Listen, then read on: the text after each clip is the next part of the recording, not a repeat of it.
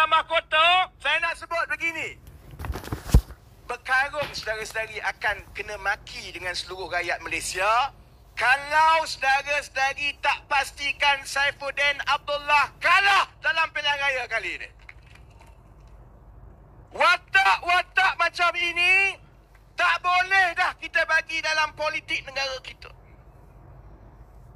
Bermuka-muka daripada satu parti ke satu parti ke satu parti. Malah saya rasa ditakdirkanlah, kalaulah Pakatan Harapan menang sebulan lagi, saya langsung tak terkejut. Antara orang pertama yang duk beratur nak cium tangan balik ni ialah Saifuddin Dollah juga. Saya tak terkejut. Sebab itu, pakcik-makcik, adik kakak yang adik, selagi saya ada dalam PKR, kalau Saifuddin Dollah nak datang dekat dengan PKR lepas ini, saya akan ada yang depan sekali kita langsing tumbuk dia jauh-jauh. Dulu saya mungkin muda, umur 30-an, hormat dia sebagai orang tua. Tapi lepas yang berlaku, dia bukan soal saya terasa. Macam ini kau buat dekat kawan, bukan soal saya terasa. Soal kamu khianat mandat rakyat ini adalah sesuatu yang tak boleh dimaafkan, kerana bila kamu khianat mandat rakyat, dia bukan soal orang marah tukar parti ke apa. 4 tahun saudara-saudari negara kita tersekat. Sebab bila watak-watak macam Saifuddin Abdullah ini menggunakan mandat rakyat untuk dijual beli demi untuk kepentingan dia. Apalah sangat gaji 40-50 ribu ringgit. Betul lah orang Indra kata banyak, Obi. 40-50 ribu. Tapi apalah sangat 40-50 ribu ringgit dengan maruah kita, dengan nama baik kita, dengan sampai bila-bila orang akan ingat inilah dia yang dulu dapat kuasa, kita bagi kepercayaan, kerja kuat untuk dia. Dah menang tu, dia rasa Parlimen Indra Mahkota ini bukan lagi milik rakyat, milik peribadi dia untuk dia jual beli. Saya mula dengan soal Saifuddin Abdullah ni bukan soal nak pukul dia lah. Saya kena sebut sebab saya main peranan bawa dia masuk dalam parti. Saya juga nak minta maaf jugalah dengan orang-orang Indra Mahkota. Tapi bukan saya yang letak dia kat sini lah. Saya memang tak terlibat langsung letak dia kat sini. Dia kona kok mana, sedar-sedar dia sampai ke Indra Mahkota. Saya sebut soal Saifuddin Abdullah kerana watak-watak macam inilah yang menyebabkan negara kita makin parah sejak 2018. Walaupun rakyat semua dah buat keputusan yang betul, kita nak tukar kerajaan supaya bila kita tukar kerajaan, kita ada permulaan yang baru. Supaya kita boleh ubah balik segala masalah yang ada, supaya kita boleh selesaikan masalah-masalah yang UMNO dah tinggalkan 60 tahun ini dengan pendekatan baru, dengan iltizam baru, dengan pendekatan yang lebih mementingkan rakyat berbanding dengan cara UMNO Barisan Nasional. Peluang itu, saudara-saudari, kita hanya dapat satu kali dalam 60 tahun. Kalau tidak kerana watak-watak seperti Saifuddin Abdullah dan watak-watak pimpinan beberapa parti lain, termasuklah yang PAS, termasuklah yang Bersatu. Kalau tidak kerana watak-watak macam ini, hari ini saudara-saudari lepas 4 tahun, insya-Allah ada beberapa masalah yang sebelum ini kita tak boleh selesaikan. Insya-Allah kita dah ke depan sedikit. Sebab itu saya pelik bila UMNO kata dia nak masuk pilihan raya ini, UMNO jual kalau undi Barisan Nasional maka negara akan menjadi stabil. UMNO tak ada kempen lain lah. Kempen dia hanya 2 saja. Satu kempen undi Pakatan Harapan, China India ambil alih negara. Perdana Menteri depan ni kalau menang.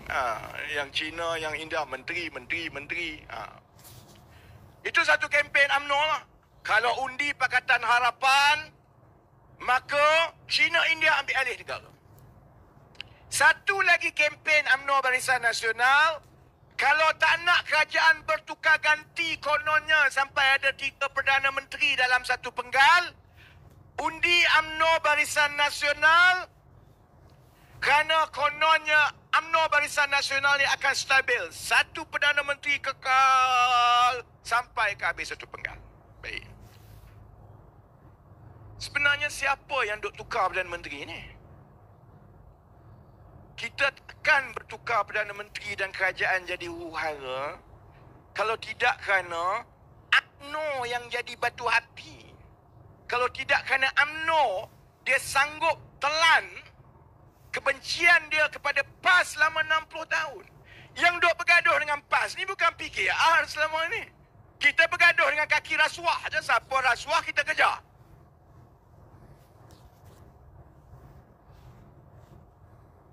Lagi ini PAS.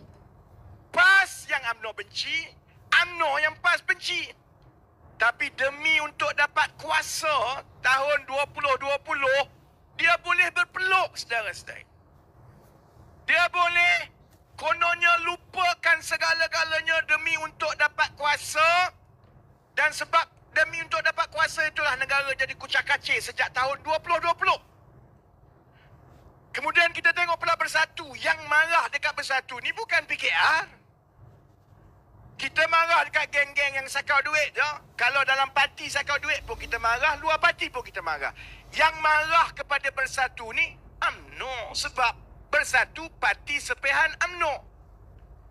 UMNO merasakan Bersatulah yang menyebabkan UMNO kalah 2018. Perpecahan dalaman UMNO menyebabkan wujudnya Bersatu. Bila Bersatu ada, maka sebab itulah UMNO kalah. Dendam tu besar. Dan Bersatu pula bila dia menang tahun 2018, orang duk sibuk fikir pasal gaji rakyat, pasal PTPTN, pasal menstabilkan harga minyak, harga barang. Bersatu sibuk pasal apa? Bersatu sibuk pasal macam mana kita nak mampuskan UMNO supaya Bersatu ganti UMNO. Sebab tu kalau orang tanya saya kenapa lepas menang, saya kata ikut suka korang lah, aku tak berminat. Saya kempen Satu Malaysia atas truk.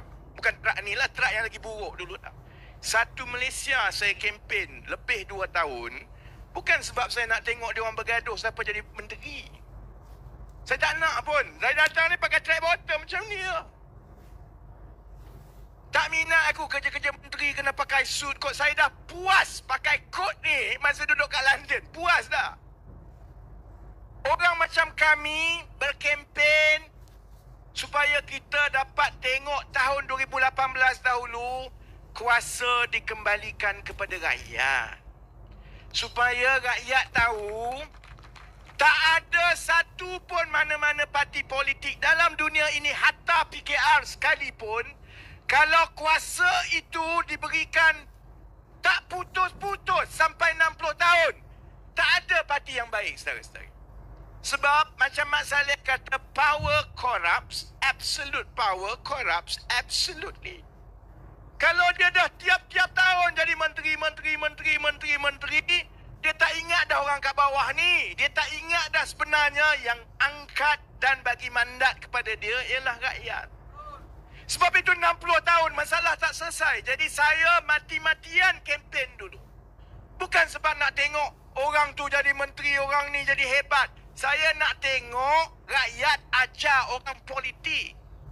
Supaya orang politik, termasuklah saya sendiri, faham bahawa kalau kamu buat dajal, kamu kena.